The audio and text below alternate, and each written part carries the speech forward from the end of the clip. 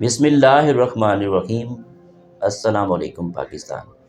ناظرین، آپ دیکھ رہے ہیں آواز بہاولپور نیوز چینل اور میں ہوں آپ کا میزبان احمد محمود۔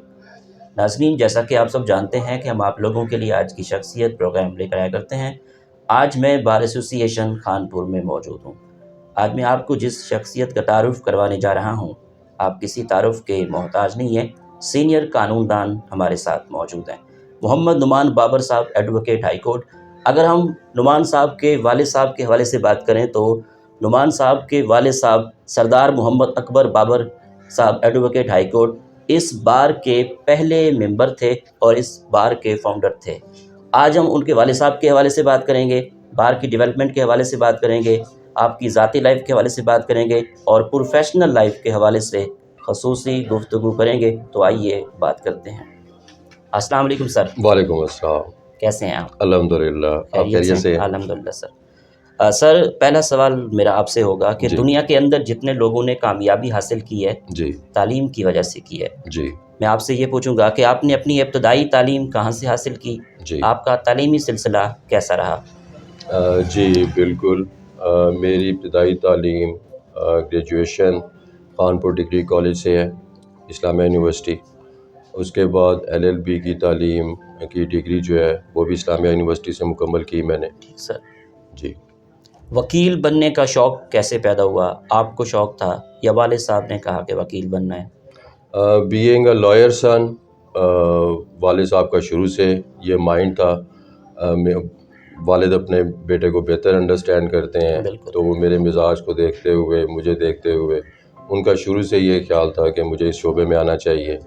ان کا بھی یہ خیال تھا، میں بھی دلچسپی رکھتا تھا۔ اس وجہ سے، اپنی دلچسپی کی وجہ سے، والد صاحب کی ذہن کی وجہ سے میں وکالت کے شعبے میں آیا۔ ٹھیک۔ میں یہاں پہ چاہوں گا کہ آپ اپنے والد صاحب کے بارے میں ہمیں کچھ بتائیں، کیونکہ وہ اس بار کے پہلے ممبر تھے، جی، تو ان کی ہسٹری کے بارے میں ہمیں کچھ آگاہ کریں۔ سردار محمد اکبر بابر، ایڈوکیٹ ہائی کورٹ، اس بار کے فاؤنڈر ممبر تھے۔ خانپور بار ایسوسی ایشن کا جو رول آف آنرز ہے، جی جو ہمارے بار روم میں آویزہ ہے، اس کا سٹارٹ ان کے نام سے ہو رہا ہے۔ He was also founding president, not only for 1 year but in 1972, 1973, 74, 75 وہ بار کے صدر رہے۔ ان کا بنیادی تعارف علم دوست شخص تھے۔ لا کے شعبے میں ہی was a very competent lawyer, literary person تھے۔ ماشاء اللہ۔ اردو اور انگریزی کے ساتھ انہیں عربی اور فارسی پہ عبور حاصل تھا۔ اچھا، ماشاء اللہ۔ He was a very literary person, اور وہ کہا کرتے تھے کہ بندے کو کیپیبل ہونا چاہیے، کمپیٹنٹ ہونا چاہیے، اس کے بغیر گزارا نہیں ہے۔ ٹھیک۔ آپ اپنے والد صاحب کے ساتھ رہے، جی قانون دان ہیں آپ۔ جی میں آپ سے پوچھوں گا کہ ایک اچھے وکیل میں کیا جی خصوصیات ہونی چاہیے؟ اگین میں کوٹ کروں گا والد صاحب کی بات۔ وہ کہا کرتے تھے، ایک ان کی بہت سی، ان کے کوٹس میں سے بہت سی کئی ہوئی باتوں میں سے ایک اچھی بات ان کی یہ تھی کہ لائر کا ڈریس اور ایڈریس اچھا ہونا چاہیے۔ Lawyer must be a very literary person. Dress اور ایڈریس سے مراد لباس اچھا ہونا چاہیے، جی، انداز مخاطب اچھا ہونا چاہیے، بات کرنے کا، ایڈریس کرنے کا انداز اچھا ہونا چاہیے، اور پڑھنے والا ہونا چاہیے۔ ٹھیک۔ ایک وکیل معاشرے کی اصلاح کے لیے کیا کردار ادا کر سکتا ہے؟ وکیل ایک معاشرے کی اصلاح میں بہت اہم کردار ادا کر سکتا ہے۔ لوگوں کو انصاف حاصل کرنے میں بہت اہم کردار ادا کر سکتا ہے۔ نیک نیتی شرط ہے اس کے لیے، صدق دل شرط ہے، کمپیٹنسی شرط ہے۔ قانون دان، وکیل، لائر ایک معاشرے کا اہم حصہ ہے، باشعور طبقہ ہے، اور اگر صدق دل سے کام کرے تو لوگوں کو انصاف کے حصول میں بہت اہم کردار ادا کر سکتا ہے۔ ٹھیک۔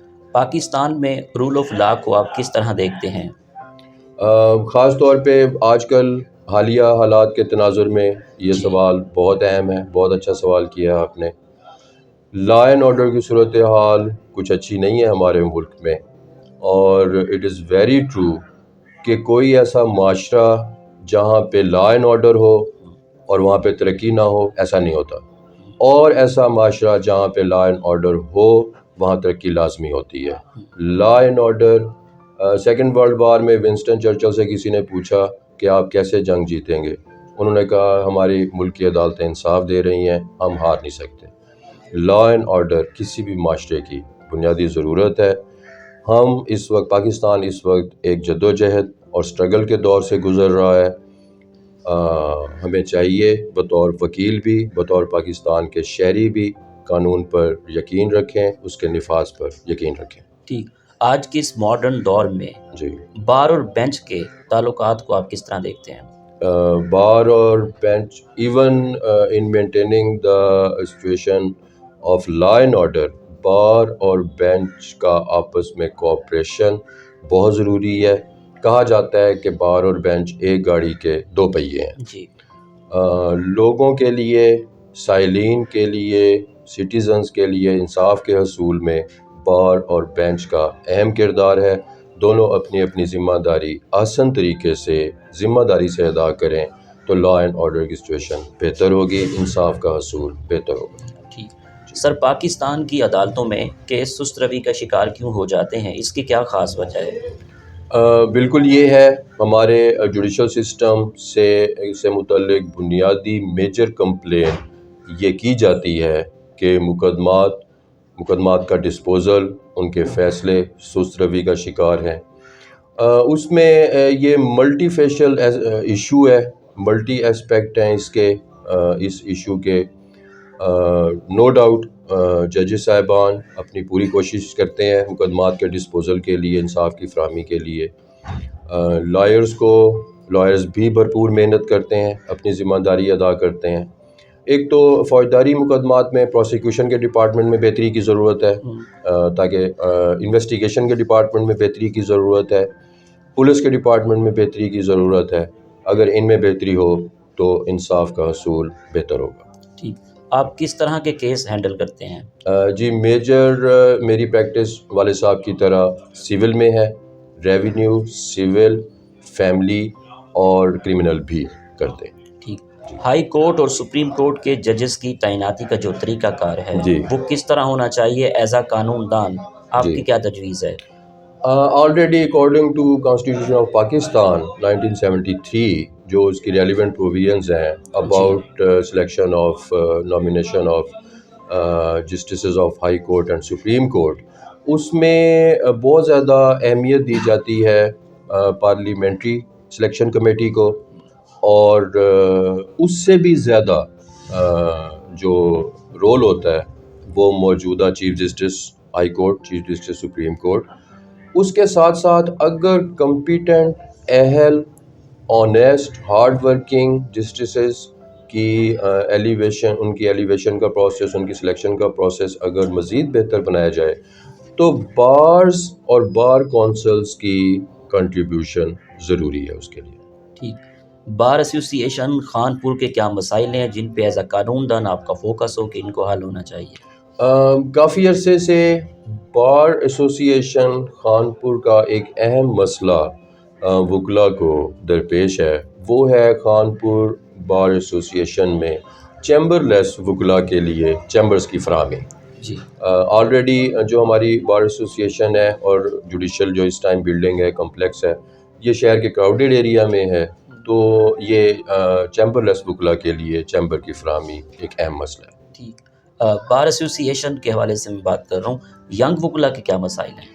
ینگ وکلا کا ایک اہم مسئلہ یہ ہے کہ جیسے ہی کوئی وکیل اس پیشے میں آتا ہے تو اس کے ابتدائی 2-3 سال میں اس کے لیے مناسب ارننگ کرنا اس کے لیے ایک اہم سٹرگل ہوتی ہے، ایک اہم اس کے لیے مسئلہ ہوتا ہے۔ تو ایک تو اہم مسئلہ یہ ہے کہ اگر صوبائی بار کونسل یا مرکزی جیسے کہ پاکستان بار کونسل کی طرف سے اگر نئے لائرز کے لیے ایون فار 1 ایئر اور 2 ایئر، 1 یا 2 سال کے لیے ان کے لیے کسی اعزازیے کا کوئی بندوبست کر دیا جائے تو that will be very graceful, that will be very help. Bar کی سیاست کو کس طرح دیکھتے ہیں آپ؟ بار کی سیاست کا بہت مثبت اہم کردار ہے۔ بار اور بینچ کے اپنی ذمہ داریاں ادا کرنے میں، نئے وکلاء کے مسائل حل ہونے میں۔ بار کی سیاست ایک مثبت ایکٹیویٹی ہے، بار کی سیاست ایک مثبت سرگرمی ہے۔ جو بھی امیدوار ہوتے ہیں انہوں نے ووٹ لینا ہوتا ہے، اس کے لیے انہیں کانفیڈنس حاصل کرنا ہوتا ہے اپنے لائرز کا، اس کے لیے وہ اپنے ممبران کے کام کرتے ہیں، ان کے لیے بھاگ دوڑ کرتے ہیں، ایک مثبت سرگرمی کا اظہار ہوتا ہے۔ ٹھیک، تحصیل خانپور کے کیا مسائل ہیں جن پہ ایز اے قانون دان آپ دیکھتے ہو کہ ان کو حل ہونا چاہیے؟ تحصیل خانپور ریاست بہاولپور پری پارٹیشن ٹائم میں، ریاست بہاولپور کے ٹائم میں تحصیل خانپور ضلع تھی، جی تو اس کے بعد وہ ضلع کا سٹیٹس لوز ہو گیا جیسے ہی ریاست بہاولپور پاکستان میں ضم ہوئی۔ پاکستان کے شہریوں، خانپور کے شہریوں کی طرف سے کافی یہ تقاضا، ڈیمانڈ آتی ہے کہ اسے ضلع کا درجہ دیا جائے، اور میرے خیال میں یہ ڈیمانڈ بڑی لیجیٹیمیٹ اور بڑی جینین ڈیمانڈ ہے خانپور کے، اور خانپور ڈیزرو بھی کرتا ہے۔ خانپور کے مضافاتی علاقے جو ہیں وہ اس قدر پاپولیٹڈ اور اس قدر مصروف ہیں کہ خانپور بہت میرٹ پہ ضلع کا درجہ حاصل کرنے کے لیے بہت سوٹیبل ہے۔ ٹھیک، صوبہ بہاولپور یا ملتان، کیا کہنا چاہیں گے؟ یہ ایک ڈیبیٹ بڑی ڈیٹیل میں چلتی رہتی ہے۔ اس سے متعلق میرا بہت اوریجنل جو تھاٹ ہے، جو میرا مائنڈ ہے، وہ یہ ہے کہ علاقے کو اہمیت ملنی چاہیے۔ عام طور پہ ہم اس علاقے کو عام زبان میں جنوبی پنجاب کہتے ہیں۔ جنوبی پنجاب کو ایک الگ ایڈمنسٹریٹو یونٹ بننا چاہیے، اس سے یہاں کے لوگوں کو لاہور کے بجائے جو بھی کیپٹل ہوگا صوبے کا، بہاولپور موسٹ پروبیبلی، آسانی ہوگی اپنے نوکریوں کے حصول کے لیے، روزگار کے حصول کے لیے، تعلیم کے لیے۔ تو بالعموم بالخصوص جنوبی پنجاب کو کسی بھی نام سے، جی میں کہوں گا بہاولپور کے نام سے، اسے کسی بھی نام سے علیحدہ صوبہ بنایا جائے تو علاقے کے لوگوں کی ویلفیئر ہوگی۔ ٹھیک، آپ کی نظر میں کامیابی کیا ہے؟ کامیابی محنت کا نام ہے، مسلسل محنت کا نام ہے۔ کامیابی ناکامیوں سے کبھی بھی مایوس نہ ہونے کا نام ہے، کبھی بھی ہمت نہ ہارنے کا نام ہے۔ آپ کی اس کامیابی کے سفر میں دوستوں کا، اساتذہ کا، والدین کا کتنا ساتھ رہا؟ بہت بڑا۔ اساتذہ، دوست، ساتھی، یہ آپ کا سپورٹ سسٹم ہوتے ہیں۔ آپ ان سے ہمت حاصل کرتے ہیں، حوصلہ حاصل کرتے ہیں، سپورٹ حاصل کرتے ہیں۔ میرے ساتھی، میری فیملی، میرے دوست میرا سپورٹ سسٹم ہے، اور ان کا کلیدی کردار ہے میری کسی بھی کامیابی۔ ٹھیک، آپ کو ٹورزم کا کتنا شوق ہے؟ پاکستان کے کون کون سے شہر اچھے لگتے ہیں؟ آپ کا فیوریٹ شہر کون سا ہے؟